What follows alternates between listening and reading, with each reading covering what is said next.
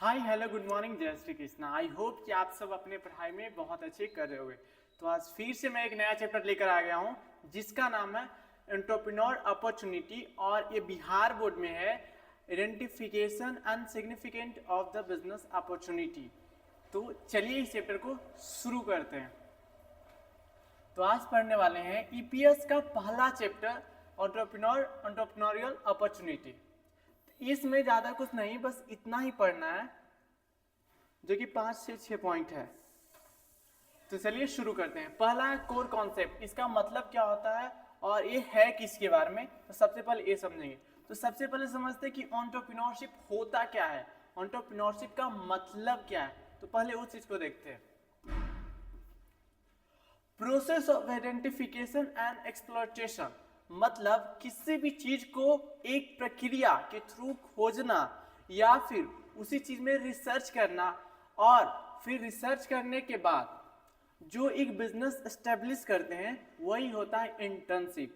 यानी कि कोई पर्सन कोई किसी चीज में मतलब आइडेंटिफिकेशन और प्रोसेस किया और फिर उसी में डीप रिसर्च करके एक ऐसा आइडिया खोजा जो बिजनेस में कन्वर्ट किया जा सके, उसी को कहते हैं एंटरप्रेन्योरशिप। उसके बाद आता है एंटरप्रेन्योर। एंटरप्रेन्योर आखिर होता कौन है, मतलब एंटरप्रेन्योर एक इंसान को कहते हैं। तो वो इंसान में क्या सा खास बात रहता है जिसको हम एंटरप्रेन्योर कहते हैं, तो उसको देखते हैं। Entrepreneur a person who discover opportunity, यानी कि ऐसा इंसान जो अपॉर्चुनिटी को खोज करता है, वैसा आइडिया को लाता है। कैसा आइडिया को, इनिशिएटिंग इंटरप्राइजेस, यानी कि जो बिजनेस बना सके, जिससे बिजनेस बन सके। जैसे कि कोई मेरे दिमाग में आइडिया आया कि एक स्टॉल खोलते हैं जिससे लोगों का बेनिफिट्स होगा, यानी कि लोग जो चीज चाहते हैं उनको मिलेगा और मुझे वो चीज मिलेगा जो हम चाहते हैं, यानी कि इकोनॉमिकल बूस्ट, यानी कि उससे हम प्रॉफिट कमा सके। ऐसे आइडिया जिसको बिजनेस में कन्वर्ट किया जा सके उसको कहते हैं एंटरप्रेन्योरशिप। और वो पर्सन जो बिजनेस आइडिया खोजा उसको कहते हैं एंटरप्रेन्योर। नाउ अब नेक्स्ट समझते हैं, वो होता है इंटरप्राइज। इंटरप्राइज आखिर क्या होता है, तो जो फाइनल रिजल्ट होता है, जैसे कि जो प्रोसेस, जिस प्रोसेस से होकर जो बिजनेस बनता है उसको कहते हैं एंटरप्रेन्योरशिप। और जो पर्सन उस प्रोसेस को फुलफिल करता है तो उसको कहते हैं एंटरप्रेन्योर। और वही जब सारा चीज करने के बाद जब वो बिजनेस बन जाता है सारा प्रोसेस के बाद, तो वो इसी को कहा जाता है enterprise. Enterprise is a type of a business. अब पढ़ते हैं नेक्स्ट, पहला कंप्लीट हुआ। अब पढ़ते हैं बिजनेस अपॉर्चुनिटी आखिर क्या होता है। तो चलिए समझते हैं बिजनेस अपॉर्चुनिटी के बारे में। इसका डेफिनेशन होता है economic idea for enterprise creation. Economic idea for enterprise creation, जिसका मतलब होता है एक ऐसा आइडिया जिससे हम प्रॉफिट बना सके जो बिजनेस करके। ऐसा नहीं कि कुछ भी आइडिया है लोगों को वेलफेयर के लिए तो सही है कि उसको बहुत सारा उनको हेल्प हो रहा है, लेकिन अगर हम उस चीज से पैसे नहीं कमा रहे हैं ना, तो आइडिया मेरे लिए कोई काम का नहीं है। इसीलिए ऐसा आइडिया जिससे इकोनॉमिकली हमें बेनिफिट्स दे, यानी कि एज अ प्रॉफिट, वैसा आइडिया, उसी को कहते हैं अपॉर्चुनिटी। अब इसमें आता है अराइजिंग फ्रॉम अ गैप, मतलब जो गैप है ना, डिमांड विदाउट सप्लाई। जैसे कहीं पे डिमांड है लेकिन उसका सप्लाई ही नहीं है तो वो बिजनेस नहीं चलेगा। और किसी चीज का डिमांड बहुत ज्यादा है लेकिन उसका सप्लाई कम है या फिर उस तरह का सप्लाई नहीं है, तो ये चीज को जो फुलफिलमेंट होता है एक नए आइडिया से हम करते हैं, वो इसी का पार्ट होता है। यानी कि अपॉर्चुनिटी, बिजनेस अपॉर्चुनिटी का एक पार्ट होता है, उस आइडिया में ये चीज होना चाहिए। अब आते हैं नेक्स्ट, कंसिडरेशन और एलिमेंट। इसके एलिमेंट आखिर कौन कौन से हैं।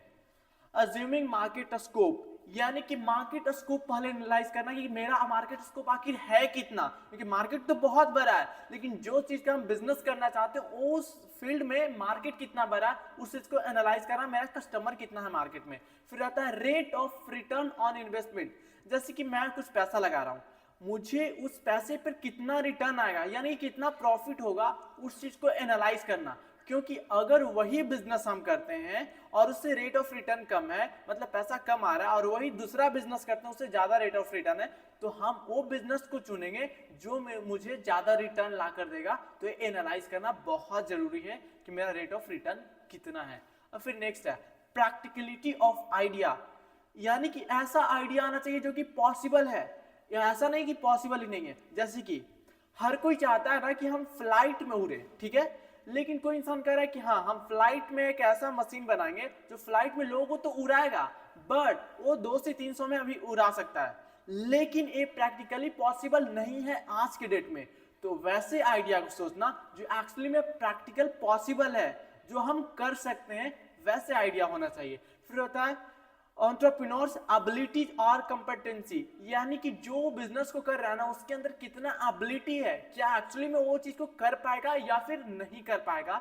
तो उसी के बारे में बात करता है कि जो इंसान कर रहा है, जैसे कि उसको क्या कहते हैं, एंटरप्रेन्योर कहते हैं। एंटरप्रेन्योर के पास क्या एबिलिटी है उस बिजनेस को खुद से अच्छे से करने का, है तो सही है, उसी को कहते हैं। फिर था फ्यूचर ग्रोथ पोटेंशियल, यानी कि वो जो कर रहे हैं क्या उसका फ्यूचर में ग्रोथ में पोटेंशियल है या नहीं है। जैसे कि मैं अभी बताता हूँ, कोई अभी पेट्रोल पंप खोल रहा है, तो कोई पेट्रोल पंप खोल रहा है लेकिन उसका फ्यूचर का ग्रोथ पोटेंशियल नहीं है, क्योंकि अभी ईवी आ रहा है, यानी कि बैटरी वाला गाड़ी आ रहा है। तो कोई अगर सोच रहा है कि फ्यूचर में उसका बड़ा डिमांड है, तो ये तो पॉसिबल नहीं है, तो उसको शिफ्ट करना होगा कि पेट्रोल से फिर ईवी की तरफ।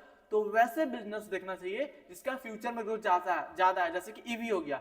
जैसे बैटरी वाला गाड़ी अभी बहुत कम आ रहा है, लेकिन इसका डिमांड फ्यूचर में बहुत ज्यादा होने वाला है, तो वैसा आइडिया होना चाहिए। ये है एलिमेंट्स जो अपॉर्चुनिटी को फाइंड आउट करने में हेल्प करता है और उसी का एक पार्ट है। अब नेक्स्ट आते हैं एक्सप्लोरिंग द सेंसिक अपॉर्चुनिटी, मतलब जो अपॉर्चुनिटी है उसको एक्सप्लोर करना। जैसे कि मेरे दिमाग में आया कि अपॉर्चुनिटी है, ये आइडिया, और इसको हम करते हैं, तो इसके लिए मेरे पास एक अवसर है, इसको हम बिजनेस में अच्छे से कर सकते हैं।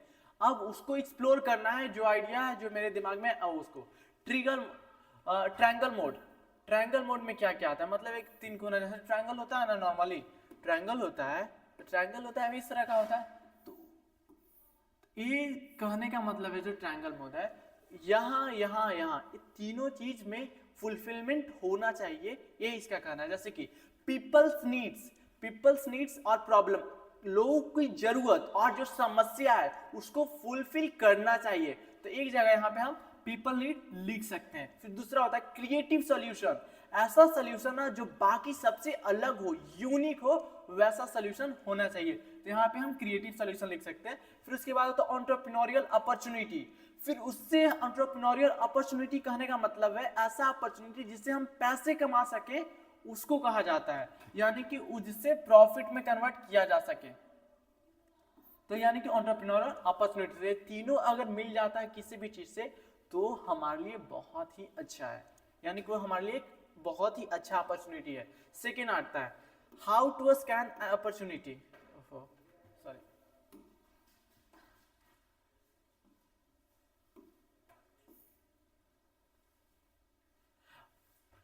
हाँ, basic idea, observation, competency, problems, जो नॉर्मल जो दिमाग में आइडिया आता है, फिर उसमें देखना है कि उसमें कंपटीशन कितना है, स्ट्रेंथ मेरे पास कितना है, प्रॉब्लम क्या है, सारी चीज को देखकर बेसिक आइडिया को एनालाइज करना है। फिर आता है information checking, primary secondary data, हम फिर उसके बाद इंफॉर्मेशन चेक करेंगे क्या और भी मार्केट में कितना क्या क्या डाटा है अवेलेबल। जैसे कि अभी शुरू करते हैं तो उसका कितना डिमांड आ सकता है, अभी लोग कितना रेडी है लेने के लिए, और इस तरह के और भी कितने बिजनेस है जो चल रहा है, वो किस तरह के चल रहा है, उस सारे को एनालाइज करना। प्राइमरी और सेकेंडरी तौर पे, स्पेशली प्राइमरी जो बिजनेस के अंदर है, सेकेंडरी जो नॉर्मल तौर पे हर जगह अवेलेबल है। फिर होता है विजन एंड क्रिएटिविटी, उस चीज को लेकर मेरा विजन क्या है और उसमें हम नया क्या कर सकते हैं। अब इंटरप्राइज बिल्डिंग स्टेज, जब सारा चीज हो गया तो अब आता है इंटरप्राइज बिल्डिंग स्टेज, यानी कि हम बिजनेस को कैसे शुरू कर सकते हैं, उसका क्या क्या स्टेज होता है जब अपॉर्चुनिटी फाइंड आउट यानी कि आइडिया मिल गया। तो फिर आता है स्पोर्ट अपॉर्चुनिटी, स्पोर्ट मतलब अपॉर्चुनिटी को खोज लेना हर तरीके से एनालाइज करके, सारे चीज पीछे एनालाइज किए, फिर उसके बाद होता है अब उस चीज को सारा एनालाइज हो गया तो फिर बिजनेस शुरू करने का काम।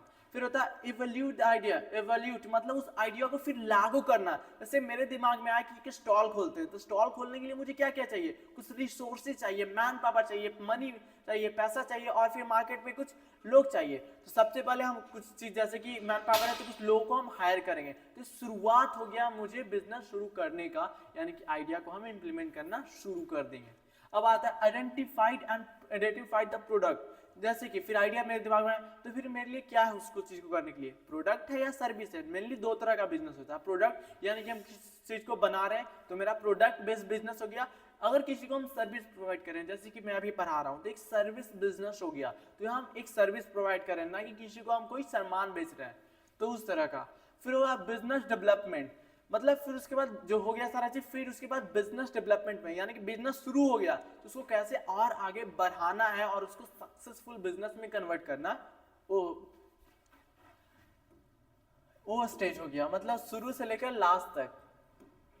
अब आता है business environment and scanning.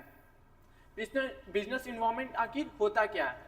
Actually जो अभी चैप्टर है वाला, ये ऑलरेडी बिजनेस स्टडीज में भी सेम ही है, तो उससे बहुत सारा ऐसा पॉइंट है जो दोनों मिलता जुलता है। तो अगर आपने उस चैप्टर पढ़ लिया होगा तो आपको बहुत ही इजीली ये चीज समझ में आने वाला, और स्पेशली ये पॉइंट जो अभी मैं बताने वाला हूँ, क्योंकि डायरेक्ट उसी चीज से मैच कर रहा है। तो चलिए समझते हैं। Sum total of external forces factor, यानी कि sum total external forces factor, यानी कि जितना एक्सटर्नल फैक्टर है जो मेरे कंट्रोल में नहीं होता है। एक्सटर्नल फैक्टर बहुत सारे जो बिजनेस को कंट्रोल करते हैं इनडायरेक्टली, कि कस्टमर कैसा है, और कस्टमर अगर कुछ डिमांड कर रहा है कि मुझे इस तरह का नहीं चाहिए, इस तरह का चाहिए, तो बिजनेस में वैसा हमको बनाना पड़ता है कि ताकि मेरा ज्यादा से ज्यादा सेल हो और बिजनेस में कस्टमर आए।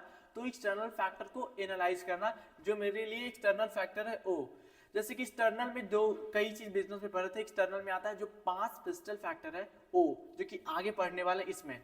फिर होता है outside business control but impactful, जो बिजनेस का आउटसाइड जो कंट्रोल होता है लेकिन वो बहुत ही ज्यादा इम्पैक्टफुल होता है, यानी कि बिजनेस में उसका बहुत ही ज्यादा रोल होता है ओ इसमें। अब जो अभी बताएं उसी चीज को हम ई ए में, मतलब जो 5 फैक्टर मैंने बोला कि वो क्या क्या है, वो यही 5 फैक्टर है जो कि पूरे बिजनेस को कंट्रोल करता है, और इसी से मेनली बिजनेस ही चलता है। अगर ये सारे कंट्रोल किसी भी बिजनेस में कंट्रोल में है तो बिजनेस बहुत ही ज्यादा अच्छे से चलेगा। जैसे कि मतलब 5 फैक्टर में, तो पहला है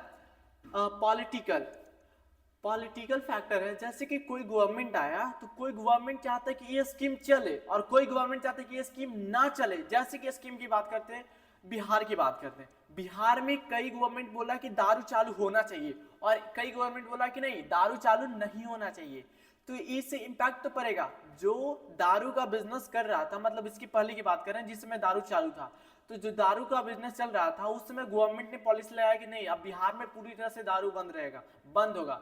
तो इससे वो सारे बिजनेस बंद हो गया जो दारू वाला काम करता था, जो वाइन शॉप था सारा बंद हो गया, तो बिजनेस में पूरी तरह से हुआ इम्पैक्टफुल। सेम इसी तरह से कर रहा है, जो पॉलिटिकल इन्फ्लुएंस होता है वो बिजनेस पे पड़ता ही पड़ता है, और किस तरह से टैक्सेशन पॉलिसी ला रहा है उससे बिजनेस इंपैक्ट होता है। सेकेंड है इकोनॉमिकल, इंटरेस्ट रेट कैसा है, मनी सप्लाई और जीडीपी कैसा है, ग्रोथ कैसा है लोगों का, क्योंकि जैसे जैसे महंगाई बढ़ता है वैसे वैसे लोगों के पास पैसे कम होता है, और लोगों के पास जब पैसा कम होता है तो लोग उसी चीज पे ज्यादा पैसा खर्च करते हैं जो उसके लिए बहुत ही ज्यादा हो, फालतू चीज पे खर्चा नहीं करते। और जैसे जैसे जीडीपी बढ़ता है, महंगाई कम रहता है, तो लोगों के पास पैसा आता है, और पैसा आता है तो लोग उस चीज पे भी ज्यादा खर्चा करने के लिए तैयार होते हैं जो उनके लिए इंजॉयमेंट करता है, जो उनको मन करता है, यानी कि वो अपने बांड्स के तौर पे ज्यादा जाते हैं। इसलिए बिजनेस भी उस तरह का बहुत ही ज्यादा चलता है। अब आता है टेक्नोलॉजिकल कहने का मतलब है डे टू डे जो मशीन में और टेक्नोलॉजी में चेंज होता है वो टेक्नोलॉजिकल में आ गया। तो हमें भी उस हिसाब से अपने बिजनेस को बदलना चाहिए। जैसे कि हम कोई सामान बनाने का मशीन है, वो बहुत ही पुराना हो गया, तो हमें उस मशीन को नए मशीन से रिप्लेस करना चाहिए। क्योंकि जैसे कि आपको मैं एग्जांपल देता हूँ, फोन यूज कर रहे हो और पुराना फोन में कई फीचर नहीं चलता और नए फोन में वो ज्यादा चलता है और अच्छे से चलता है और नए नए फीचर भी आता है। सेम वैसा बिजनेस में होता है, अगर अच्छे से लेटेस्ट टेक्नोलॉजी के साथ कोई बिजनेस रहता है तो ज्यादा अच्छे से ग्रो कर पाता है, इसलिए वो इम्पैक्ट डालता है बिजनेस पे। फिर लीगल, जैसे law, act, regulatory bodies like SEBI, अगर कोई बिजनेस स्टॉक मार्केट में लिस्टेड है तो अगर वो लीगल हर चीज से नहीं कर रहा है, मतलब कि जो जो गवर्नमेंट पॉलिसी बनाया, टैक्स बनाया और लॉ बनाता है फॉलो नहीं करता, तो उससे गवर्नमेंट से, मतलब जो भी इलीगल कुछ करता है उसके बिजनेस पे भी इम्पैक्ट पड़ता है। जैसे कि कोई गलत काम करता है तो गलत काम करने के बाद उस पर कई सारा रिस्ट्रिक्शन लग जाता है, और रिस्ट्रिक्शन और पब्लिक में पता चलता है कि ये कंपनी अच्छे से नहीं कर रहा है, तो उसका सेल्स गिरना शुरू हो जाता है, क्योंकि लोगों को लगता है कि ये खराब चला रहा है, अच्छे से नहीं चल रहा है। तो हर तरीके से बिजनेस का नुकसान होता ही होता है अगर इसमें कुछ होता है तो। फिर आते हैं इकोलॉजिकल, नेचुरल रिसोर्सेज और सोलर वाइंड। मतलब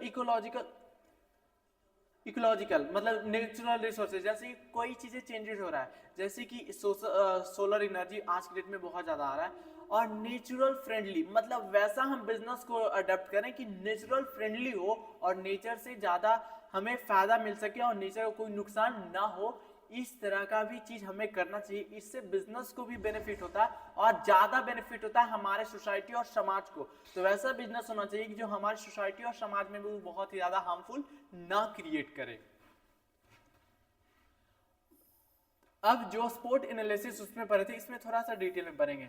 जैसे कि internal strength, weakness and external opportunity threat. Internal strength मतलब जो बिजनेस चल रहा है उसका इंटरनल स्ट्रेंथ क्या, स्ट्रेंथ करने का मतलब उसके पास बहुत अच्छे से इन्वेस्टर है, बहुत ज्यादा पैसे देने के लिए तैयार है, कभी भी कुछ भी होता है तो हमेशा उसके इन्वेस्टर रेडी है उस चीज को फुलफिल करने के लिए, यानी कि लॉस में भी जाता है तो उसका स्ट्रेंथ हो गया। फिर दूसरा और वीकनेस, कोई चीज अगर कोई प्रोडक्ट में कुछ चीज खराबी है या फिर कहीं पे भी कुछ खराबी, जैसे लोग अच्छे से उस बिजनेस में काम नहीं करें तो उसका वीकनेस हो गया। तो सारी चीज को भी देखना, और बिजनेस के अंदर का पार्ट है इसलिए इसको इंटरनल कहते हैं। एक्सटर्नल अपॉर्चुनिटी और थ्रेट, जैसे कि लोगों का आज के डेट में हर समय पे उन लोगों का बिहेवियर चेंज होता है, किसी चीज को लेकर कुछ चीज में ज्यादा इंटरेस्टेड होते हैं, तो उस हिसाब से हमारे पास अपॉर्चुनिटी आता है। और थ्रेट भी आता है कि लोग अगर जो प्रोडक्ट यूज कर रहे हैं उसको अब ना यूज करना चाहें तो मेरे लिए ये थ्रेट है कि हम उस चीज को जल्दी से जल्दी बदल दें अब दूसरे प्रोडक्ट से, नहीं तो फिर लोग खरीदना बंद कर देंगे और बिजनेस पे बहुत ही ज्यादा इंपैक्ट क्रिएट करेगा और बिजनेस बंद भी हो सकता है।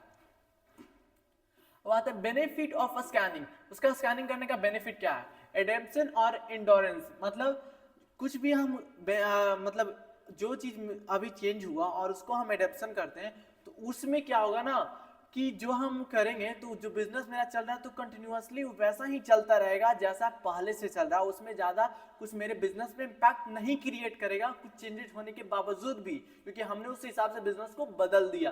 फिर होता है first mover advantage. First mover, किसी चीज को हम नए करते हैं तो कुछ चीज बहुत ही ज्यादा मेरे पास आ जाता है। जैसे कि मैं एक सिंपल सा एग्जांपल देता हूँ, ओपन एआई। गूगल टेक की दुनिया में बहुत ही बड़ा जाइंट था, बहुत ही बड़ा कंपनी था, हर चीज में बहुत ही अच्छा था उसका रोल और बहुत ही ज्यादा शेयर था।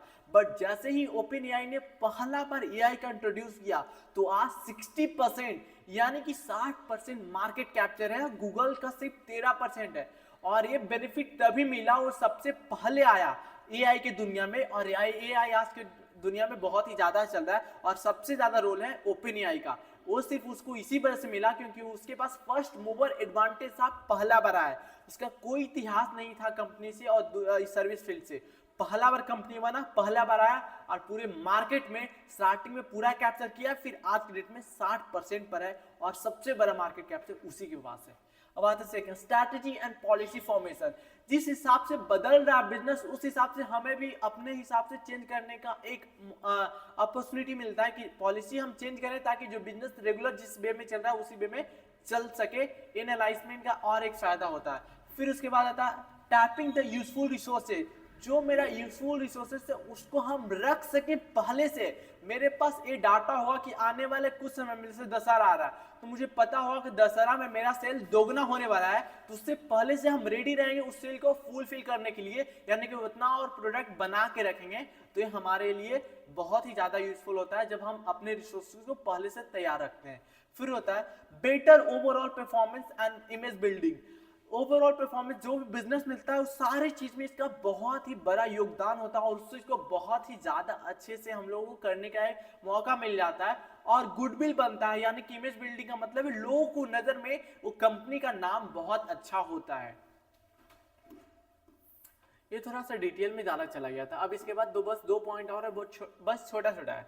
वो है पहला है आइडिया जनरेशन एंड फील्ड्स।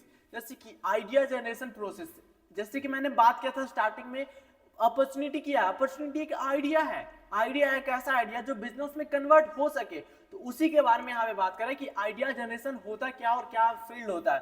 सब पहला प्रोसेस है आइडिया जनरेशन का प्रोसेस क्या होता है, पहले वो देखते हैं। एनालाइजमेंट, पहले मार्केट में रिसर्च करेंगे जो मेरे दिमाग में आइडिया है, या फिर नहीं भी आइडिया है तो भी मार्केट में रिसर्च करें क्या गैप है, किस चीज का सप्लाई जरूरी है, किस तरह के लोग चाहते हैं किस चीज को। अगर मुझे लगा कि गैप है मार्केट में तो उस हिसाब से हम आइडिया लाएंगे और उसको बिजनेस में कन्वर्ट करेंगे।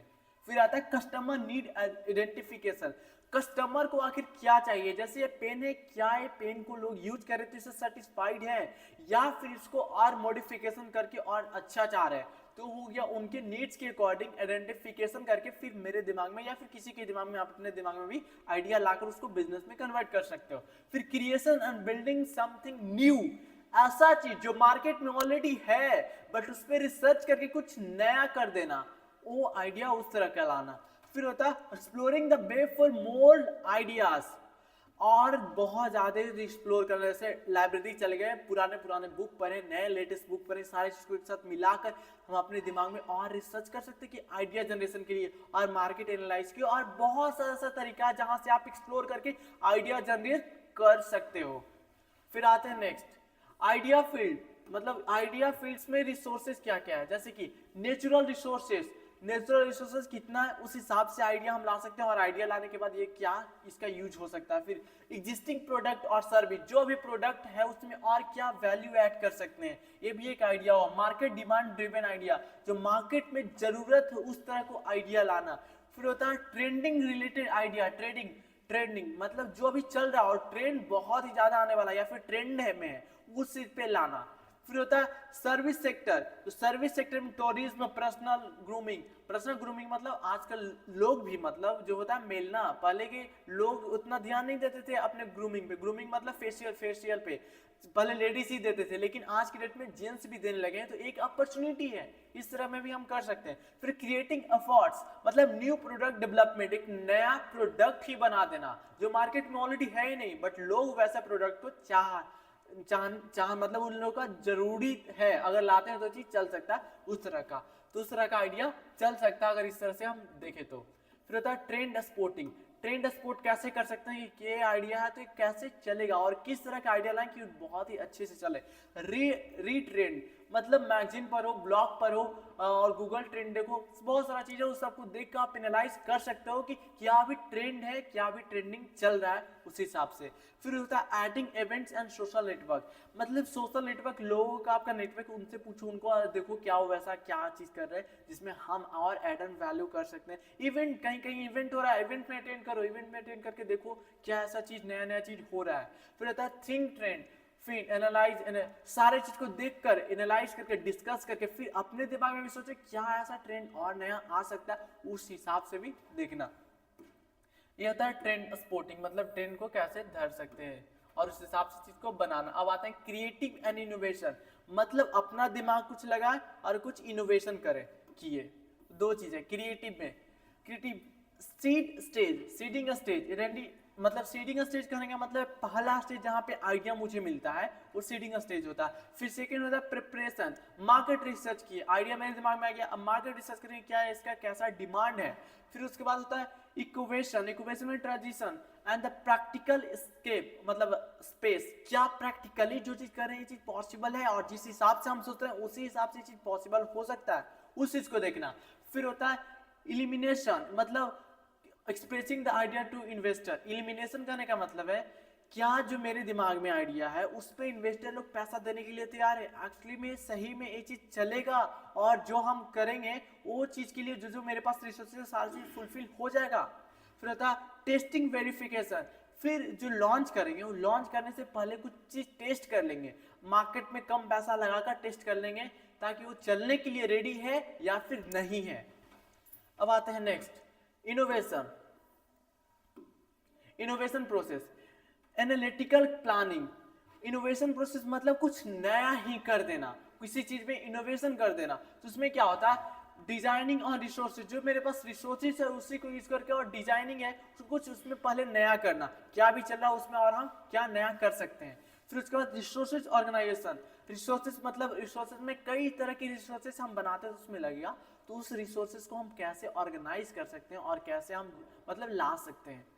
फिर होता है इम्प्लीमेंटेशन, फिर सारा रिसोर्सेस आ गया। तो अब बात आया इम्प्लीमेंटेशन का, उसको हम कैसे इम्प्लीमेंट कर सकते हैं यानी कि लागू कर सकते हैं। फिर होता है प्रोविजन ऑफ वैल्यू, मतलब फिर उसके बाद सारा चीज लागू हो गया। फिर उसके बाद उसका रिवार्ड क्या होगा, रिटर्न कितना आएगा, जो हम बिजनेस चला रहे हो मेरा प्रॉफिट उसमें कितना होगा, उस चीज को देखना।